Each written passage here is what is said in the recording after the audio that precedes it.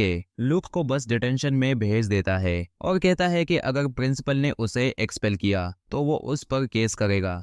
Look David को बताता है कि आना उस पर शक कर रही है। लूक कहता है कि यूज पता है डेविड असल में डेविड नहीं है, क्योंकि असल डेविड सच में मर चुका है। मिलिट्री हॉस्पिटल जहां से डेविड ने कहा कि यूज डिस्चार्ज किया गया था में एक आग लग गई थी ऑक्सीजन टैंक्स की वजह से। असली डेविड कॉलिंस और 20 दूसरे लोग उस आग में जल के मार गए थे। लूक कहता है कि वो जानता है डेविड किसी प्लास्टिक सर्जन से बात कर रहा है जो उसके अपीयरेंस और फिंगरप्रिंट्स को चेंज करने में मदद कर रहा है, लेकिन डेविड यूज कहता है कि वो इस बारे में और इन्वेस्टिगेशन ना करे।